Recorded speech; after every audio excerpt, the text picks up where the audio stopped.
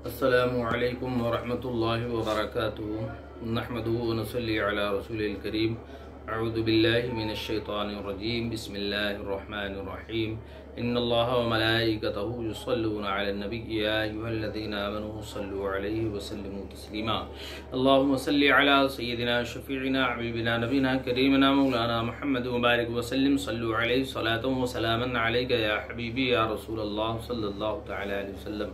मोहतरम हज़रात, कल हम ज़कात के मुताल्लिक़ गुफ्तगू कर रहे थे, उसमें कुछ बात रह गई थी। जैसे कि मैंने बताया था कि अगर किसी के पास कोई दुकान है और उसमें वो 100 प्रोडक्ट रखे हुए हैं, 91-92 प्रोडक्ट उसने बेचा तो कुछ फ़ायदे के साथ बेचा और फिर मार्केट से 91-92 नंबर का प्रोडक्ट ला करके उसने पूरे अपने 100 प्रोडक्ट कंप्लीट कर लिए अपने दुकान में। ठीक है, तो इस तरह से उसका सामान तिजारत हो गया।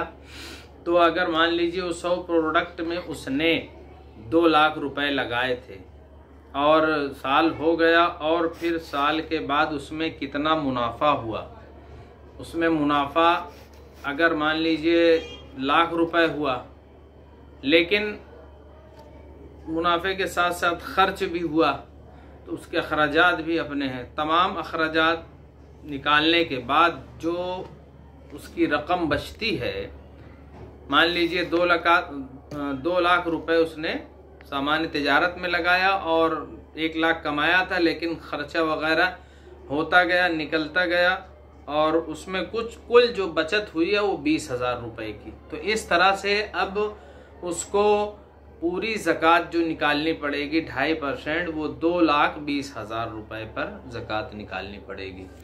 और कल जो हमने बताया था कि कब्ज़ा कर ले, यानी कि उसको मालिक बना देने से ज़कात अदा होगी। जैसे मान लीजिए किसी शख्स को किसी ने खाना खिला दिया तो ज़कात की नियत से, तो ऐसी कंडीशन में ज़कात अदा नहीं होगी, बल्कि मालिक बना देना चाहिए तभी ज़कात अदा होगी। मान लीजिए कैसे खाने को मालिक कैसे बनाएंगे, खाना है किसी चीज़ में, बर्तन में या पन्नी में दे दिया उसको, सामने वाले को, जो भी साइल है या जिसको आप ज़कात दे रहे हैं उसको, अगर आपने पन्नी वगैरह में उसको खाना दे दिया तो अब ऐसी कंडीशन में ज़कात अदा हो जाएगी। लेकिन अगर अपने यहाँ बैठाल के खिला दिया या कहीं भी बैठाल के खिला दिया, होटल में बैठाल के खिला दिया, उसका पैसा आपने पे कर दिया, तो ऐसी कंडीशन में ज़कात नहीं होगी, क्योंकि मालिक आपने नहीं बनाया उसको।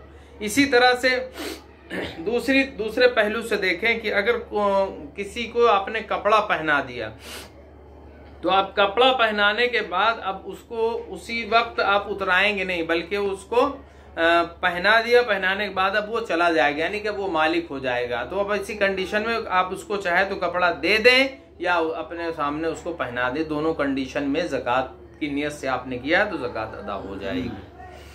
जी, आप कुछ पूछ रहे थे?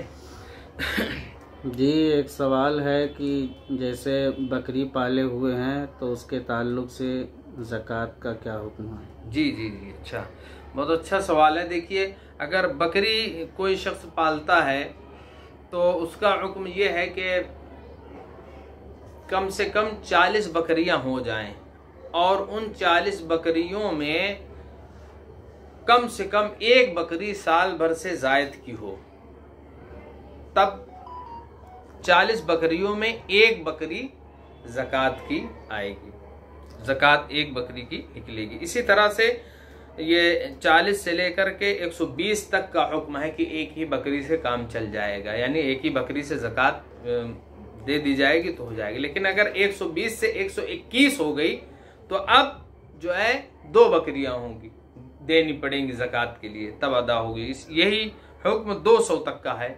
और इसी तरह से 400, 500, फिर उसके बाद जो है वो हर 100 पर 1-1 बकरी, यानी 400 पे 4 बकरी, 500 पे 5 बकरी, इस तरह से हुक्म है। लेकिन शर्त ये है कि उन बकरियों में जो है साल भर की हों, साल भर की बकरियां हों, और जो ज़कात में दे रहा है या जो शख्स ले रहा है उसको ये चाहिए कि साल भर की बकरी ज़कात में ले, और ना ही बहुत ज़्यादा फरबा ले, यानी बहुत ज़्यादा मोटी मजबूत, और ना ही एकदम लागर ले, बल्कि मुतवस्सित यानी एतदाल भी मीडियम क्लास वाली, मीडियम क्वालिटी वाली बकरी जो है ज़कात में ले और वो दे। इस तरह से हज़रत एक छोटा सा सवाल है कि जैसे कोई शख्स गाय या ऊँट पाले हुए हैं तो क्या इन चीज़ों पर भी ज़कात? जी हाँ, गाय और ऊँट पर भी ज़कात है। गाय का हुक्म यह है, गाय और भैंसा यानी भैंस और गाय, इन दोनों का हुक्म यकसा है।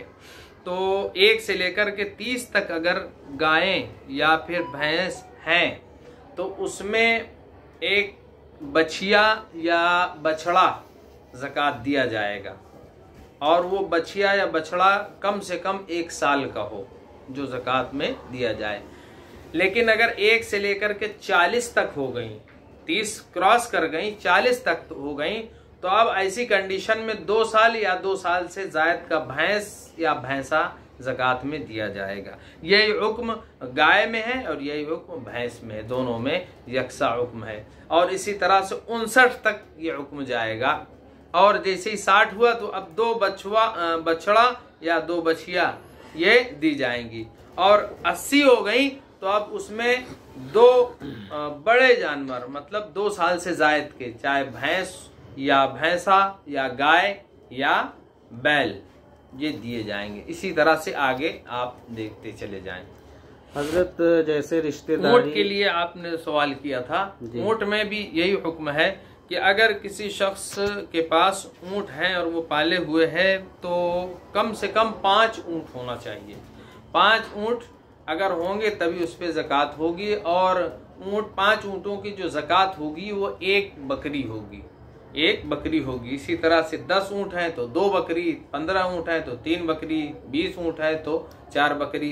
हर 5 पे 1 बकरी ज़कात में अदा की जाएगी। जी हज़रत जैसे रिश्तेदारी वगैरह में मान लीजिए हमारी बहन है, अब वो गरीब हैं, तो क्या हम उनको अपनी ज़कात दे सकते हैं? या जी, और भी रिश्तेदारों में किन किन लोगों को ज़कात हम अपनी दे सकते हैं? जी, देखिए हमने कल भी बताया था कि जो हमारी असल है, हम जिनकी असल हैं उनको ज़कात नहीं दे सकते हैं। मियाँ बीवी आपस में एक दूसरे को नहीं दे सकते हैं, मालिक निसाब को नहीं दे सकते हैं, बनु हाशिम और सादात किराम यानी हुजूर सल्लल्लाहु अलैहि वसल्लम के घराने वालों को ज़कात नहीं दे सकते हैं। और बनु हाशिम ने किसी गुलाम को आज़ाद किया हो तो उसको और उनको भी जो है ज़कात नहीं दी जा सकती। इनके अलावा जितने भी रिश्तेदार हैं उन तमाम रिश्तेदारों को ज़कात दी जा सकती है। देखिए मैं फिर उसको दोहराए दे रहा हूँ कि हमारा बेटा बेटी, पोता पोती, नवासा नवासी, इसके नीचे तक चले जाइए, ठीक, इनको ज़कात नहीं दे सकते। इसी तरह से हमारे माँ बाप, दादा दादी, नाना नानी, फिर ऊपर तक चले जाइए, इनको किसी को ज़कात नहीं दे सकते। मियाँ बीवी आपस में एक दूसरे को नहीं दे सकते। और रही बात इसकी कि सगे भाई को ज़कात दी जा सकती है जबकि वो मालिक निसाब ना हो। इसी तरह से बहन अगर मालिक निसाब नहीं है तो उसको ज़कात दी जा सकती है और ज़कात देने पर अदा हो जाएगी। जी शुक्रिया। वाखिर दावाना अनिल हम्दुलिल्लाहि।